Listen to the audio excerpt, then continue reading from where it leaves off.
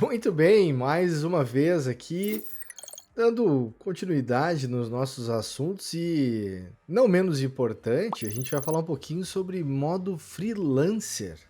Eu sou o Daniel Wilt e tô junto aqui com Gui Graziotin e Lucas Inocente. Como é que vocês estão? Tudo certo por aqui, gurizada. Tudo tranquilo. Comigo tudo na paz, como sempre. Vamos que vamos. Olha só, a gente tá no Brasil. No Brasil, a gente sabe que muitas das pessoas que resolvem empreender, resolvem criar um negócio próprio, na grande maioria das situações acaba fazendo isso por falta de opção. A gente tem muita gente que, por algum histórico familiar ou alguma vontade, né, de ter um projeto próprio, ter um projeto com o seu nome ou com o nome que desenvolver, mas a realidade é que muitas vezes as pessoas têm que criar fontes de renda extras e acabam por assim, além do seu trabalho ou, né, das atividades que realizam, acabam construindo o chamado perfil, né, freelancer. E a gente chama de modo freelancer aqui a brincadeira, muito de leituras até, de novo lá do querido Seth Godin, que ele brinca com esses modos, né, da gente poder operar. E eu, particularmente, reconheço e vejo muito benefício de, na real, qualquer pessoa desenvolver esse modo freelancer. E eu queria a ajuda do Gui aqui, do Lucas também, para me ajudar a enumerar coisas, mas quando a gente atua no modo freelancer, nós estamos entrando principalmente com a nossa responsabilidade.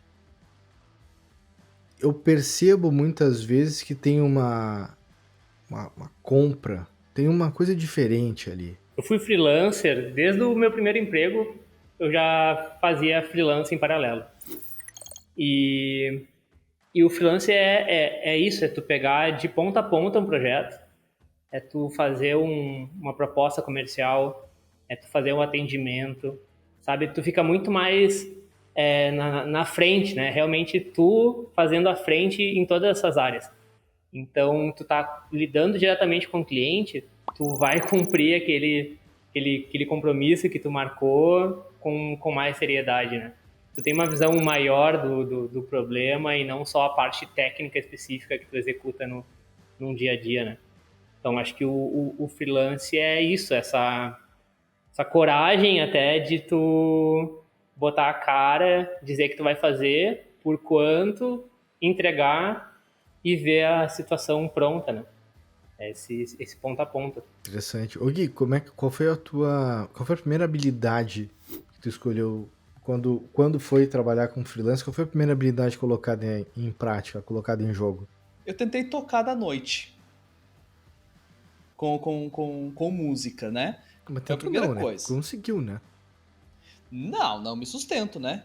Não, mas, Não me- mas tocou na noite? Toquei, Então conseguiu. toquei, Agora, consegui. agora se teve sucesso suficiente para isso virar uma fonte de renda, Pagou alguma né? conta de Aí é luz? uma outra Pagou alguma história. conta de luz? Pagou uma conta de luz? Paguei, Então, paguei a então conta de foi. luz. Como freelancer foi a minha primeira habilidade. Depois que eu comecei aí a envolver minhas habilidades de produção de mídia, daí sim. Mas o primeirão, o início de tudo, foi eu, meu violão, mandei fazer cartãozinho que eu mesmo fiz no Photoshop, mandei imprimir, porque eu tinha aprendido o Photoshop nos outros trabalhos. Então eu vou lá, fiz meu cartão, mandei imprimir, fui nos bares lá, toque, toque, toque. Oi, tudo bem? Eu sou o Gui, taranã, taranã. Fiz vídeo pra rede social, mandei link pra Deus e o mundo. E aí isso acaba fechando com o que o Lucas falou, né? Cara, é você. E eu tinha que ter pelo menos um repertório de pelo menos no mínimo 2 horas e meia. Eu tinha que garantir 2 horas e meia de música. Então, além disso, eu tava ensaiando em casa para poder ter um repertório de 2 horas e meia. Foi minha primeira habilidade, assim, quando eu pensei, vou me virar sozinho, vou tentar tocar. Consegui, um pouquinho Como é, consegui. como é que se decora 2 horas e meia de música? Não decora, Por isso tem a pastinha lá, a pastinha com várias músicas. não decora. Tem a pastinha. Claro que com o tempo você começa a fazer aquele repertório tão frequentemente que tu decora, de fato decora, né? Mas o início, tu tem que ter uma colinha. E tudo bem ter uma colinha, não tem nenhum problema, assim. Que entra até um pouco nas 10 mil horas, né? Que o Dani falou no papo de antes. Falou um pouco sobre as 10 mil horas. Se não me engano, até os Beatles têm um lance de que eles... Os primeiros shows que eles fizeram, que eles conseguiram, era numa cidade lá. Eu não vou saber toda a história, mas eles tinham que tocar durante, tipo, da tarde até a noite. Era tipo, os bares que ficavam abertos das 6 da tarde até a meia-noite, tipo isso. Então eles tinham que tocar 8 horas, 9 horas, 10 horas sem parar. Então, tipo, aí eles ficaram muito bons, né? E eles estavam convivendo muito, então meio que juntou ali essa função, né? Esse modo freelancer deles, que foi o início da carreira dos Beatles. Sabe o que eu pensei aqui também, Lucas? Essa coisa da prática no mundo real, bem dizer, né? Exato. Porque imagino eu que a cada noite que tu repetia uma música que na anterior tu tava de repente lendo mais, ali tu já dava uma tirada, já brincava um pouco diferente. E esse lance da prática no mundo real, pra mim, eu acho que tem uma beleza envolvida que tu tá criando, tá saindo ali a coisa, tá tomando forma, né? É interessante esse movimento, assim, porque eu acredito nisso também, o freelancer, de algum modo, tu tá colocando ali uma especialidade tua, mas existe uma expectativa também de aprendizado, não é um retorno puramente financeiro, né, como um complemento de renda ou coisa do tipo, ou renda, né, dependendo do que tu tá fazendo. Uma outra coisa que eu fiquei pirando aqui é sobre restrições, né, que tem que ser colocado algum tipo de restrição, dependendo de como é que é a tua semana de vida, né? Que restrições são essas que vocês já colocaram ou viram? Era de tempo? Era de quantidade de trabalhos ao mesmo tempo? Como é que rodava isso? Com a música, minha primeira restrição com a música foi: eu tenho um tempo até acabar o seguro-desemprego. Aí eu sabia que, na verdade, antes, né? Que se acabasse o seguro-desemprego eu ia ficar sem renda. Então, tipo, antes de terminar o seguro-desemprego, eu tinha que resolver, tinha que dar certo, tinha que conseguir manter, né?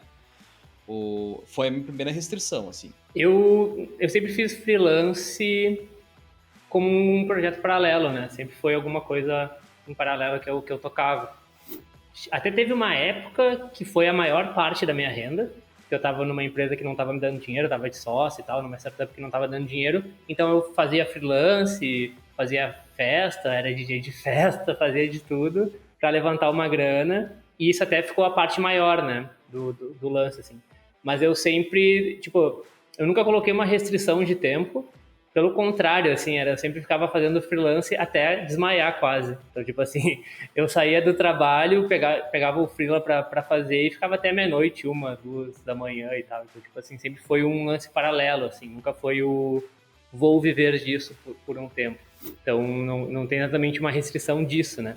O que acabou tendo foi a restrição da empresa mesmo, que eu fiquei 3 anos tentando fazer virar. A gente levantou investimento até e tal, né?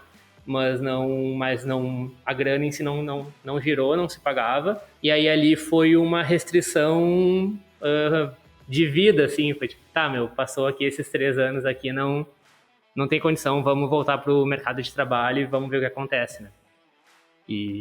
Mas não foi consciente, assim, né? Não foi pensado, foi beleza, o corpo tá pedindo, a mente tá pedindo, acho que dar 2 passos para trás também é uma estratégia, né? Recuar também é uma estratégia, então vamos dar ali e vamos tentar voltar mais forte depois. E é o que estamos aí, né? Estamos na batalha. Interessante ter a habilidade de poder atuar como freelancer, como uma opção, porque isso te dá a habilidade de poder criar fontes de renda diferentes, com pressão financeiras diferentes também.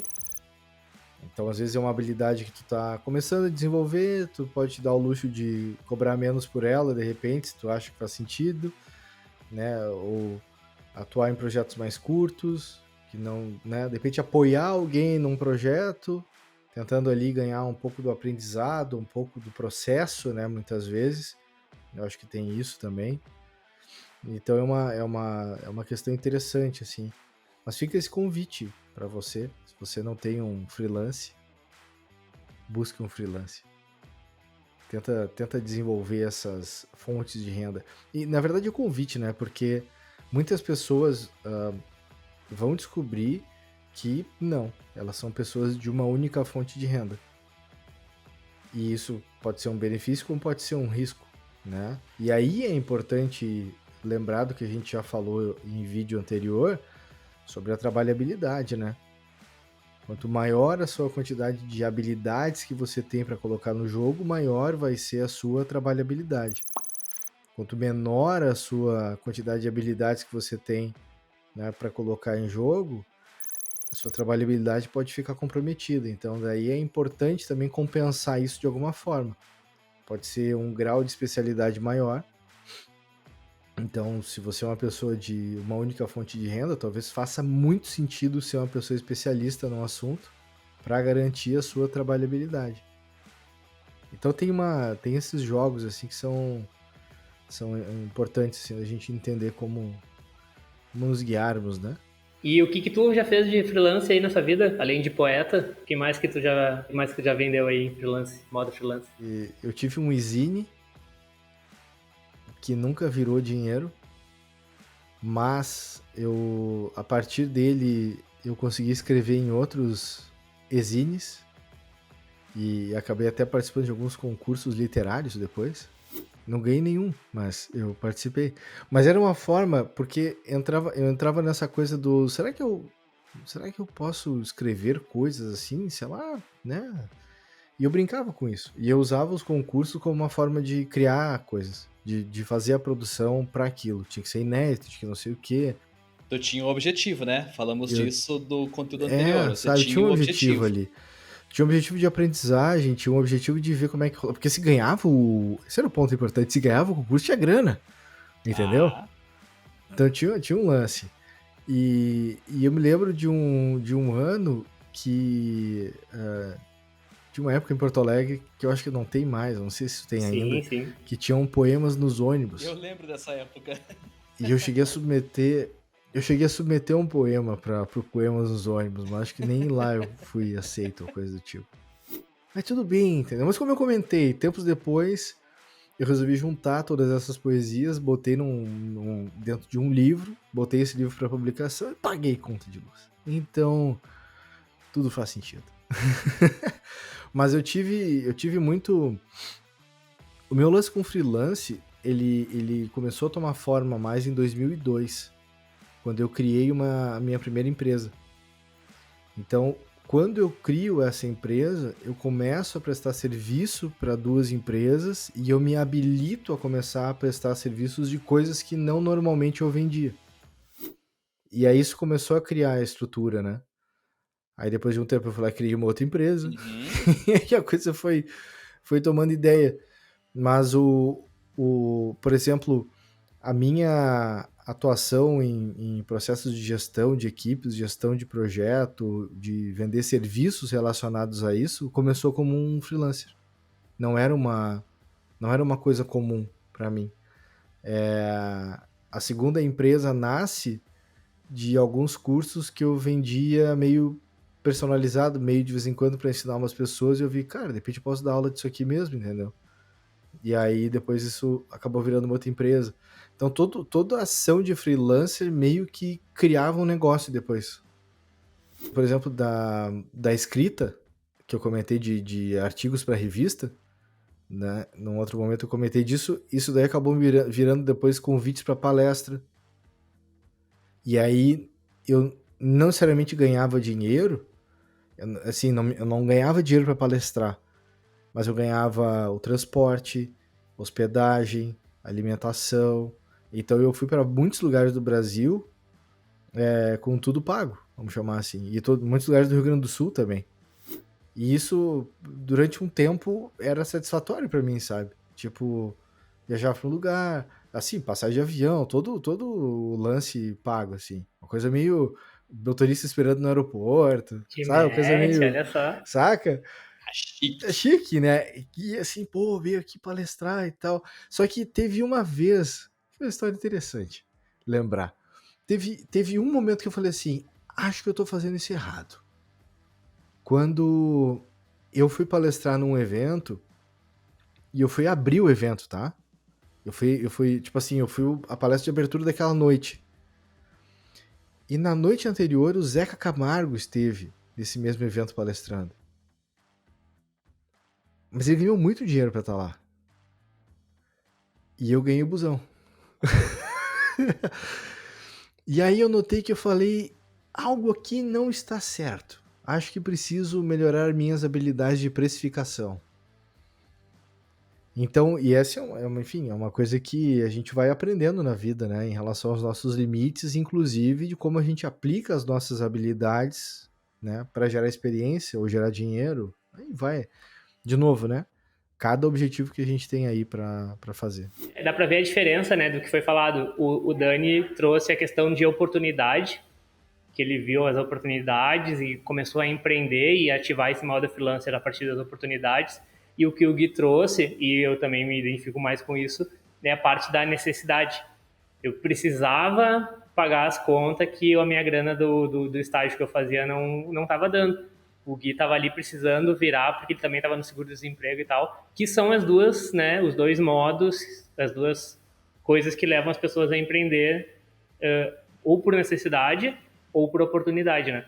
E aqui no Brasil tem até uma pesquisa que mostra que é 90%, 95% dos novos empreendedores é por necessidade, né? Então, tipo assim, a pessoa foi demitida, ou a pessoa tem uma idade mais avançada, o mercado de trabalho não aceita, né? Tipo, alguma coisa de preconceito, alguma coisa de escolaridade também em cima de preconceito. Então, é importante também a gente, talvez até acalmar a pessoa que está vendo aqui com a gente, que se tu tá tendo que fazer algum freelance, tá tendo que empreender por necessidade, pode ficar tranquilo que tu faz parte da maioria do nosso país e a gente está aqui exatamente para tentar te ajudar Totalmente. nesse modo de descoberta, nesse modo freelance, ajudar nessa tua necessidade, né? E aí eu até pergunto pro Dani se ele tem algum tipo de dica para essas pessoas que estão nos vendo agora, como que a gente pode migrar para esse modo empreendedor? Eu me considero muito privilegiado, Lucas, em relação a 1997, final de 96 para 97, eu comecei o meu primeiro estágio, vamos chamar assim, e eu nunca fiquei sem trabalho nesse período. E isso não quer dizer que eu não fui demitido de trabalhos. Isso é uma coisa que é interessante. Mas eu sempre tive muito medo de não ter dinheiro. Então, o meu movimento de empreender, ele não foi exatamente por necessidade, ele foi por medo. Porque eu coloquei pra mim que eu sempre iria ter mais de uma fonte de renda, para que eu nunca ficasse zerado em algum momento da história da minha vida, tá? Então, quando chegou no ano de 2001 para 2002, eu fui trabalhar numa segunda empresa, mas eu não parei de trabalhar na primeira empresa que eu trabalhava. E depois, quando chegou em 2004, eu estava trabalhando nessa empresa que eu trabalhava nesta outra empresa que eu fui trabalhar e eu comecei a dar aula na faculdade. Estamos com 3 fontes de renda. E o fato de eu ter conseguido essa terceira fonte de renda, que era dar aula na faculdade, me permitiu largar uma das empresas que eu estava trabalhando e abrir uma outra. E esse movimento, nota, eu sempre tinha uma espécie de âncora com um valor mínimo financeiro. Então, teve uma das empresas que eu criei que durante 4 anos eu não via o dinheiro dela, eu via eventualmente. É como se eu trabalhasse e não existisse retorno financeiro dela.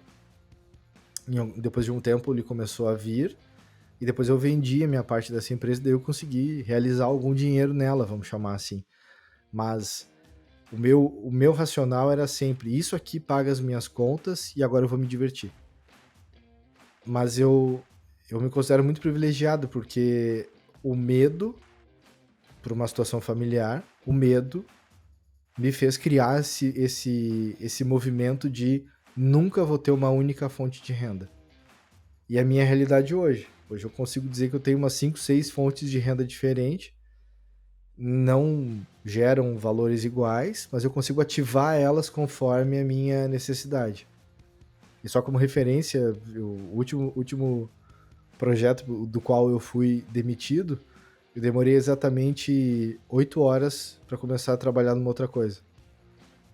Então, assim, é isso, entendeu? Por quê? Porque as coisas estão ali fluindo, e rodando e acontecendo. Falei assim, cara, liberou meu dia de amanhã. Beleza, vamos fazer. Show. No outro dia eu já tava trabalhando de novo num outro projeto. Então eu acho que eu nunca vou parar de trabalhar, talvez no meu último dia, né? E aí, pá, beleza. Paramos de trabalhar deliberadamente por não conseguir mais respirar, né? É meio essa brincadeira. Mas pra mim o lance de estar fazendo coisas é como uma necessidade. A gente fala muito dos projetos de podcast, né? São papos que a gente tem na história, tipo assim, como é que monetiza isso aqui, cara? Como é que a gente vai fazer? E a nossa diversão tá nessa, cara. Achar formas de poder criar comunidade, achar possíveis parceiros ou possíveis patrocinadores. Estar aqui neste canal falando para vocês é uma forma de divulgar o trabalho e tentar outras estratégias, né, de evolução na história. São testes. Alguma delas vai dar certo, outras não vão dar certo. No fim, o importante é a gente estar se divertindo. Esse pra mim é o grande lance. O Gui vai dizer, o Dani, então, ele é o poliamor dos projetos. Totalmente. Total, Tony exatamente. Robbins diz que a gente tem 6 tipos de necessidades. E as 2 primeiras, uma delas fala sobre certeza e a segunda é sobre variabilidade. E eu sou totalmente adepto à variabilidade. Eu tive 2 anos e meio de certeza na minha vida, que foi quando eu dei tilt na minha saúde física e mental e resolvi ficar numa empresa fixa durante 2 anos e meio. Não dá pra dizer que foi 100%, porque eu ainda dava aula na faculdade, mas muito pouco. Mas durou 2 anos e meio. Depois eu voltei pro mercado, comecei a empreender de novo, aumentei as aulas na faculdade, depois criei uma outra empresa e aí foi de novo. Mas pra mim é muito natural começar coisas. E isso não quer dizer que eu não consiga terminar elas. Mas normalmente quando eu começo coisas, hoje em dia, eu tenho o hábito de sempre estar fazendo com outras pessoas. Porque daí eu sei que a energia vai se manter. Então talvez essa seja uma dica. Se você tiver que começar um freelancer, daqui a pouco já começa em dupla. Pode ser uma forma de garantir pelo menos um pouco mais de diversão e não a solidão, né? De estar tentando pirar em algo e será que eu vou conseguir? Será que eu vou conseguir? É uma boa Né? dica. De fato, é uma boa dica. Começar em dupla, porque em dupla ou em trio, enfim, tu sempre consegue apoiar um pouco um no outro, né? Principalmente se são habilidades complementares, né? Então, dando só um exemplo deste fato, eu faço animações, né? Vinhetas de YouTube, enfim. Se eu fizer parceria com um designer gráfico, uma pessoa designer gráfica, ela vai me ajudar demais. Porque ela vai ter mais conhecimento de uma habilidade que complementa a minha habilidade. E tem uma coisa, o pior que pode acontecer é que dá certo. Exato. O pior que pode acontecer é dar certo. Então assim, cara, a gente não tem nada a perder, cara. É meio isso, sabe? Tipo, o pior que pode acontecer é dar certo. E se der errado, tu já aprendeu o jeito de como não fazer. Exatamente. É meio isso, sabe? Tipo, eu tava escrevendo hoje um pouco sobre as coisas que deram errado, assim, dos projetos de cursos e etc e tal. Ano passado eu fiz 3 turmas de cursos onde o faturamento delas foi 0. Mas tinham alunos, tinham pessoas cursando, mas nenhuma delas sabia que todas as outras estavam ali iguais a elas, de graça, fazendo o curso. Olha só. Entendeu? Mas eu tava lá, cara, porque eu tava praticando conteúdo, eu tava entendendo se aquele conteúdo ressoava com aquelas pessoas e tal. E agora, recentemente, a gente refez o curso e relançou ele, né? Até o Lucas já se inscreveu nele que eu vi lá. E agora tá dando dinheiro. Começou a virar o jogo, entendeu? Mas assim, essas falhas, elas se tornam aprendizados, mas só erra quem faz alguma coisa. Exato. Só bate quem erra. Exatamente. Não, é o contrário. Só erra quem bate. Só vai errar pênalti se bater pênalti. Só... é isso aí. Começa aí o seu modo freelancer. Se você já atua como freelancer, pô, larga aí no comentário o seu jabá aí, faz aí o que você implementa. Você faz site? Né? Você usa algum produto aí da HostGator? Bota aí nos comentários aí, queremos saber. Queremos saber. Vamos ver quem que a gente contrata aí pra nos ajudar a fazer alguma coisa aí. Vamos ver. Coloca teu serviço aí nos comentários e como a gente começa a fazer esse network. A gente acabou de falar aqui de parcerias, então de repente você também consegue achar uma parceria aqui nos comentários, hein? Então, coloca aí.